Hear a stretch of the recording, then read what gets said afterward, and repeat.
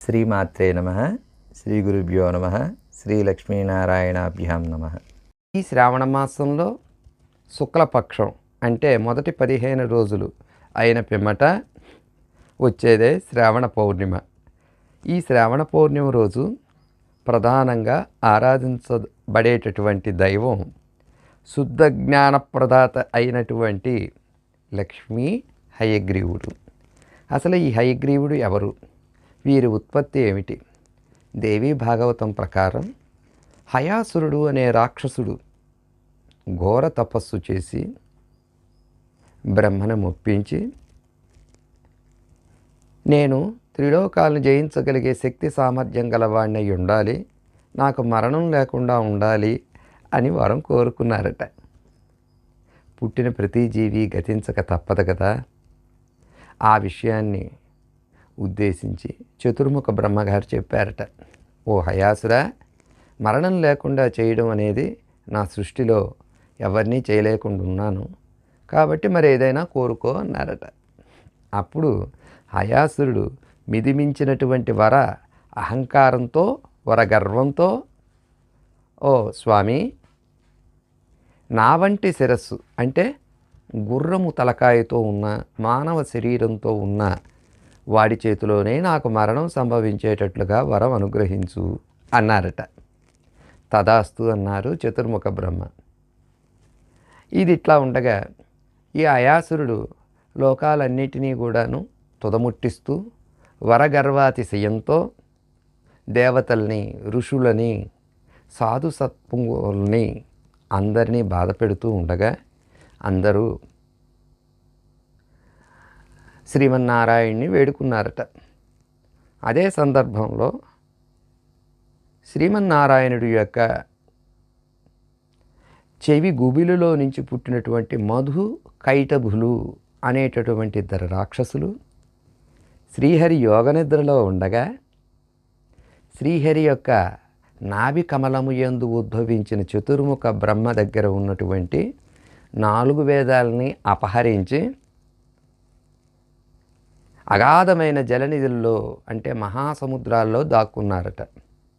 అప్పుడు చతుర్ముఖ బ్రహ్మ శ్రీమన్నారాయణ్ణి వేడుకుంటే శ్రీహరి మత్స్యావతారాన్ని దాల్చి ఆ మహాజల నిధుల్లోకి వెళ్ళి మధుకైటబుల్ని తన తొడల మీద పెట్టుకొని సంహారం చేసి ఆ వేదాలను పరిగ్రహించుకొని తీసుకొస్తున్న సందర్భంలో ఈ హయాసురుడు అనేవాడు తీవ్రమైనటువంటి వరగర్వంతో అన్ని లోకాలని బాధ పెడుతూ ఉన్నాడట. సరే, పనిలో పనిగా వీడి సంహారం కూడా చేసి దేవతలకి, అన్ని లోకాలకి శాంతి ప్రసాదం చేద్దామని స్వామి సంకల్పం కాబోలు యుద్ధం చేశారు. ఆ యుద్ధంలో హయాసురుడి యొక్క రాక్షస బలం వల్ల శ్రీమన్నారాయణుడికి కొద్దిగా అలసట కలిగింది. ఆ అలసటను తీర్చుకోవడానికి స్వామి అలా ఒక ప్రదేశంలో కూర్చొని, శ్రీమన్నారాయణుడికి పంచ ఆయుధాలు ఉంటాయి కదా, సుదర్శనం అనే చక్రం, పాంచజన్యం అనే శంఖం, నందకం అనే ఖడ్గం, శారంగం అనే ధనస్సు, కౌమోదికి అనే గద ఉంటుంది. కాబట్టి ఆ ఆయుధాలని పక్కన పెట్టి తన శారంగం అనే ధనస్సు మీద 2 చేతుల్ని ఇలా పెట్టుకొని నిద్రకి ఉపక్రమించారట అలసట వల్ల. స్వామి నిద్ర యోగ నిద్ర.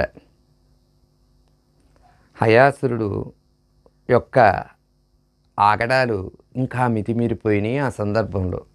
అప్పుడు బ్రహ్మాది దేవతలు శ్రీమన్నారాయణ్ణి ప్రార్థించారు, యోగ నిద్ర నుంచి లేవయ్యా, వాడి సంహారం చేయవయ్యా అని. స్వామి ఆ నిద్ర నుంచి మేలుకోవడం చాలా దుస్సాధ్యమైంది.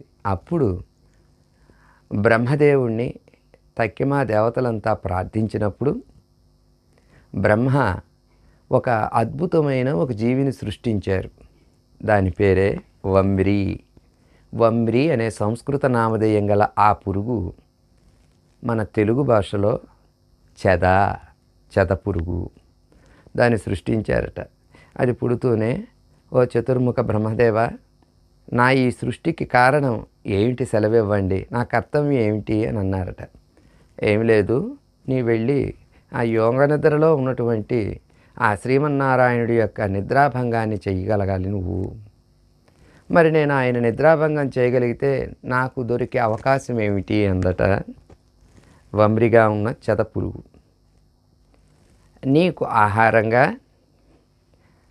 ఏ దేవీ దేవతలకు చేసే హోమ ప్రక్రియలో సమర్పించే హోమద్రవ్యాలు స్వాహాకారాలతో సమర్పించినప్పుడు హోమగుండం బయటికి చిదిపి బయటికి పడతాయి చూసారా?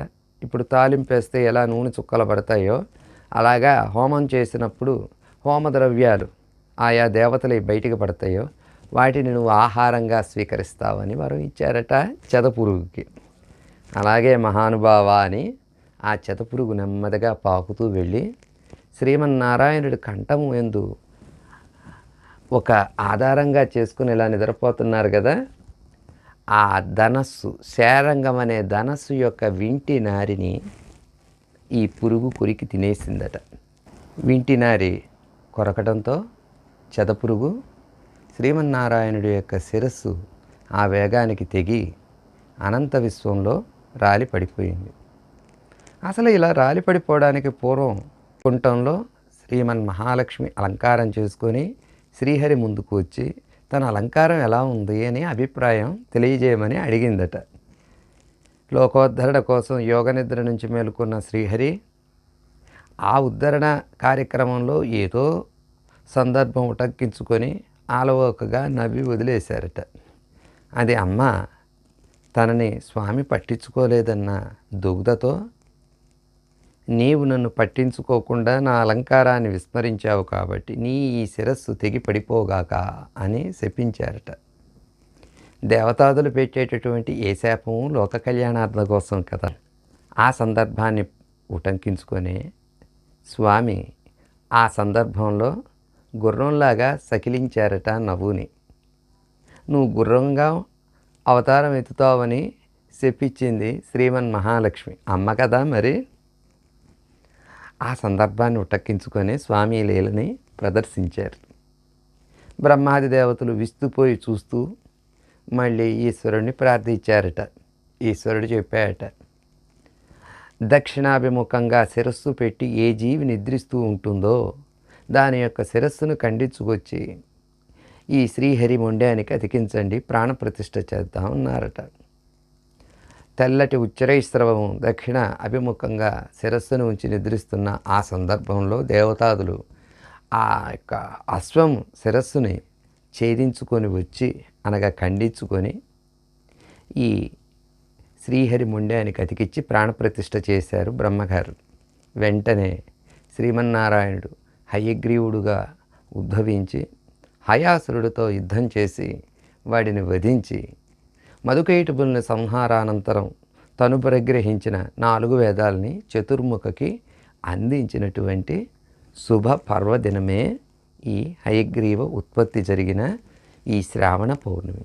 ఈ రోజున తప్పక లక్ష్మీ హయగ్రీవుణ్ణి ఆరాధించి సకల విద్యలకు మూలమైన ఆ పరమాత్ముడి యొక్క దివ్యానుగ్రహాన్ని మనమందరము పొందుదుముగాక. ఈ హయగ్రీవుణ్ణి సులభంగా అందరూ సేవించుకోవడానికి వీలైనటువంటి ఒక శ్లోకము, ఒక మంత్రము మనం చెప్పుకునే ప్రయత్నం చేద్దామా? ముందుగా శ్రీ లక్ష్మీ హయ వదన పర బ్రహ్మణే నమః. అందరూ ఒకసారి చెప్పండి. ఓం శ్రీ లక్ష్మీ హయ వదన పర బ్రహ్మణే నమః. ధ్యాన శ్లోకం అందరూ కంఠోపాఠంగా చెప్పుకోదగది. జ్ఞానానందమయం దేవం నిర్మలస్ఫటికాకృతిం ఆధారం సర్వ విద్యానాం హయగ్రీవముపాస్మహే